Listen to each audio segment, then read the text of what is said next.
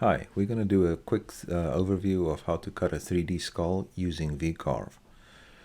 First, you're going to hit the create a new project. You're going to select your size. Once you have the size, click OK. From here, we're going to go to the vector import. Click on that. We already have a skull selected. That's a DXF file. Click on that. Now we're just going to simply resize it. Click on it twice and then resize from the corners.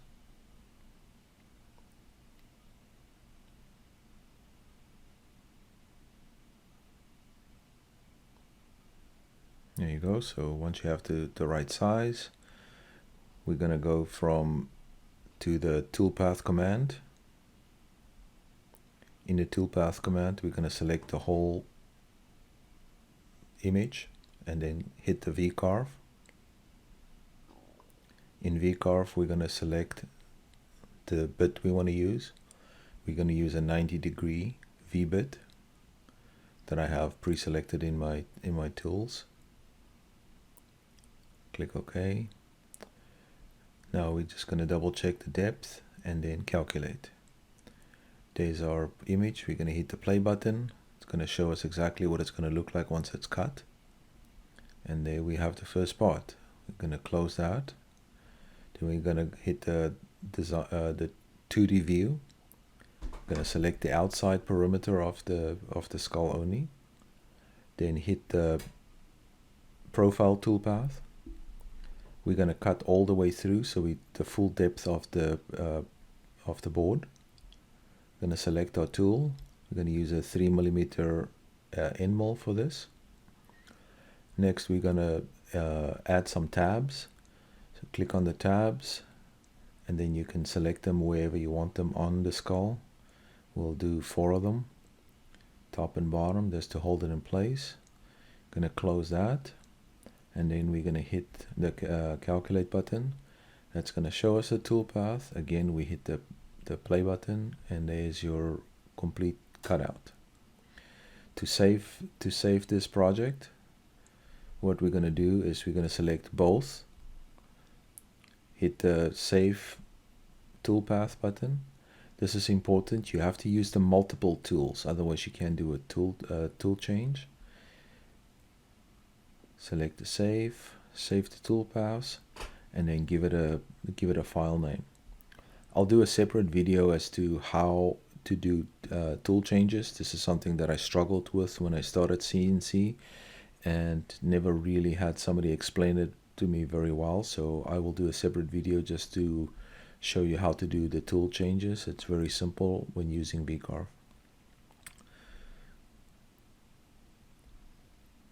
So, and then save your overall project. Give it a name.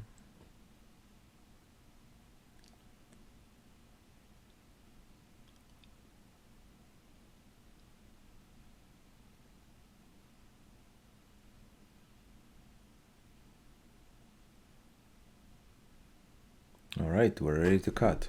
So we're going to fast forward to the cutting. There's the machine.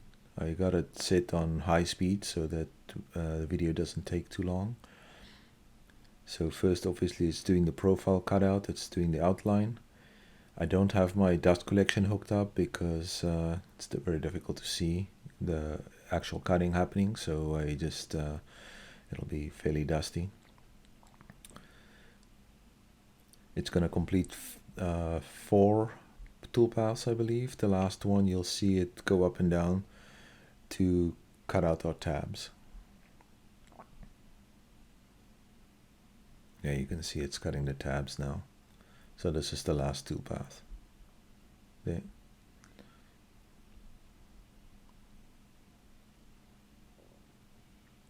All right, now we're going to do a quick bit change. And now we're going to launch the V-Carve bit. So here's the V-Carve starting to cut.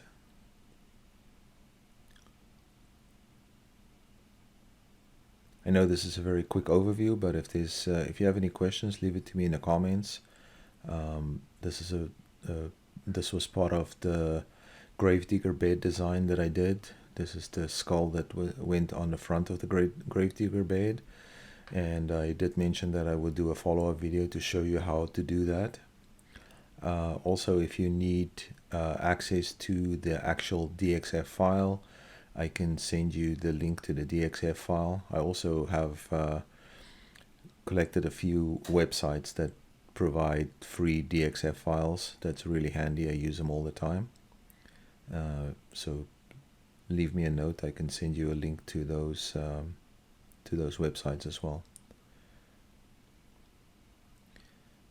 And as always, if you like this video, you like to see more, if you have questions, please let me know. If it's something that you like to see more of, hit the subscribe button. That helps me out to know that what I'm making is stuff that people like, and I can make more of it. So yeah, let me know, leave me a comment, give me a thumbs up if you like it.